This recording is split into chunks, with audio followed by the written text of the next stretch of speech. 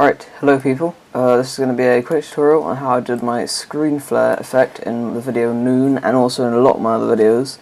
So this is basically what it is. That kind of like flash of light.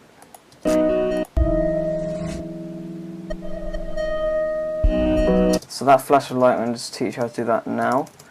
So firstly, you want to open a new project in Final Cut Pro, import your clip. For me it is a Nano Cherry 50. And the first thing you want to do is cut the clip where you want it to flash. So for me, about there. It's a pretty nice Nano Cherry 50 if I say so myself. And then you might want to make it a bit bigger. Zoom in and then cut the clip where you want it to stop the flash. So I don't know about there. Just that much of a flash. Okay, so firstly, to get the flash effect, what you want to do is you want to go into video filters. I've actually got it in my favorites, but video filters, color correction, and for me I'm going to use color correction in 3-way. If you don't have Final Cut Pro, use color corrector. So I'm going to just drag it onto this clip. This is there's a fly is across my screen. This is purely for just like to make the clip look a bit nicer. So for me, saturation a bit down, blacks down. If you don't know what I'm doing, by the way, I've made a tutorial on this a while ago. So watch that and you'll understand what I'm doing. That's a bit weird.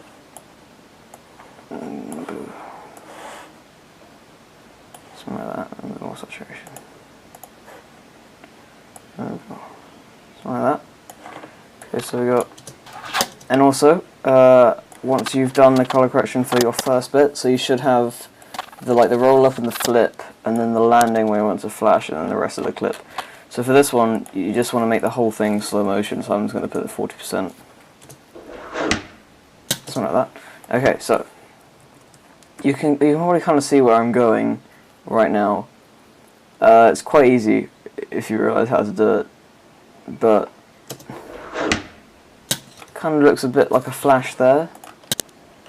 But basically what you have to do is go onto your color corrector 3-way, drag a new one, or the same one, into this here, this clip that you want the flash in, double click, and choose the color that you want. So saturation of it up, same, blacks down, mids and whites up a bit.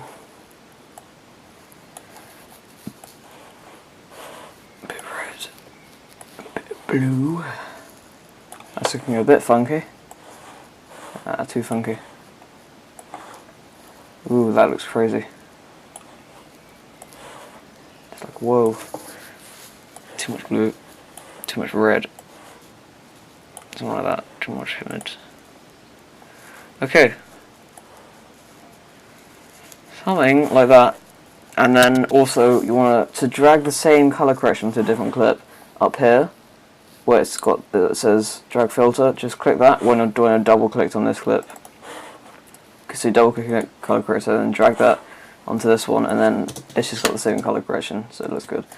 Okay, now what you do is, this is the main part, so you really want to listen to this.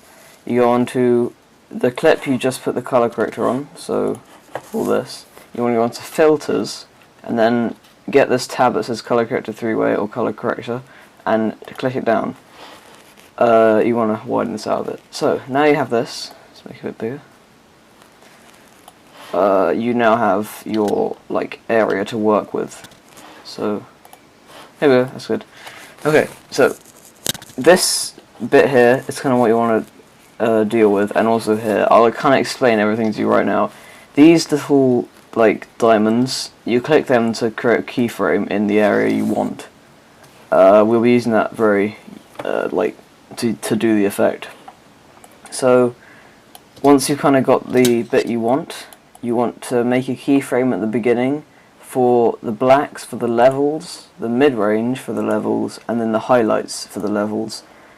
Once it's like that, you want to scroll down to here, so this is going to be the last keyframe, and you want to click a keyframe on the same ones.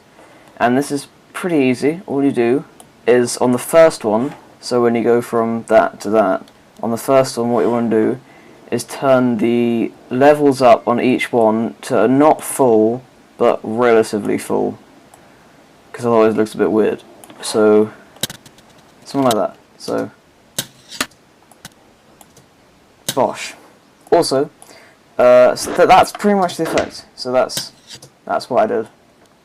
I hope it helped, and thanks for watching. And also, if you want to learn something else, just keep watching the video, because I'm going to teach you something that will make it look that bit better.